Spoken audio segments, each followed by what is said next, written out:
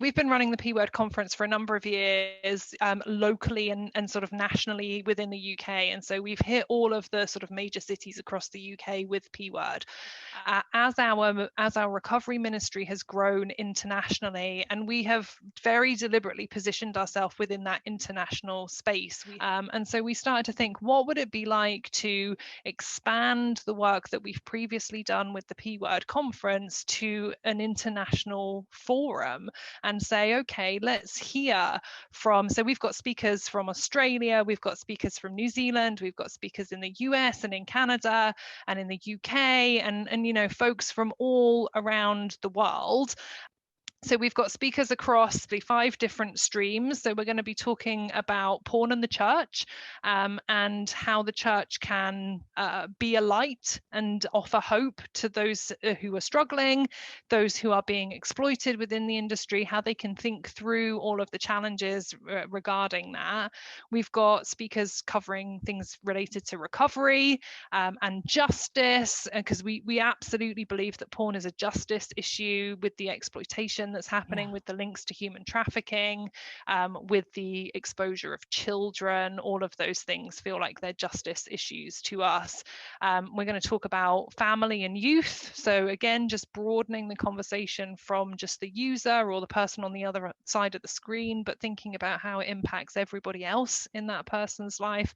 And we're going to tell a bunch of stories, because like I said, behind all of those statistics are real people with real lives and real families and real feelings. And okay, so give us the dates and the website. yes, thank you for asking that. So the website is www.pwordconference.com. So that's pwordconference.com. And we will put this in the show notes so people can like just click on the link too. Yeah, please do that. And so the conference is running from September 28th to September 30th. So across those 3 days, what we're trying to do is offer a combination of because it's gonna air across a bunch of different time zones.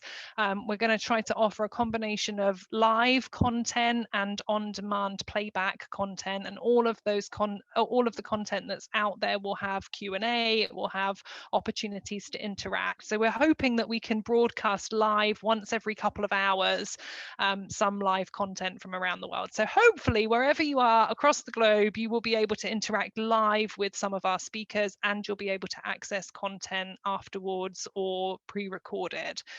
In terms of tickets, if you go to the pwordconference.com website, you'll find that there are 2 ticket options. You can buy a basic ticket, which is 50 Great British pounds, which I now pretty much think in US dollars. So okay, tell me what that is in US dollars. Kind of 73 to 75 US dollars for what we're calling sort of basic access, which gives access to all the sessions as they air.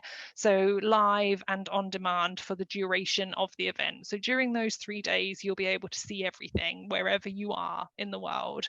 But a better option would be to pay 75 Great British pounds, which I guess is somewhere in the region of 85 to 90 US dollars. And that will give you ongoing unlimited access after the event has finished. So you can go back and watch and rewatch all of that content. Really, that would be a dream for us, is that, you know, a church would come together around this content and not just acknowledge the problem, but actually, you know, as you listen to these speakers address all of these different topics, it's going to leave you with a question, which is, so what do we do now? And hopefully the content that we're going to provide is certainly going to give some suggestions and ideas about that. But what needs to happen then is that churches need to do the things, right? And so it would be a dream for us to see groups of, you know, church leadership teams sitting down together and accessing the content and then planning for what they want to do in their churches. And just in case those church leaders are in any doubt, let me tell you that the statistics for pornography use, and particularly sort of problematic, compulsive, addictive pornography use, are as dire in the church as they are out of the church. I think, you know, as Christians, sometimes we think, oh yeah, that goes on out there, but it can't be happening in here. And the truth is that the statistics are are very, very similar within the church as they are out there.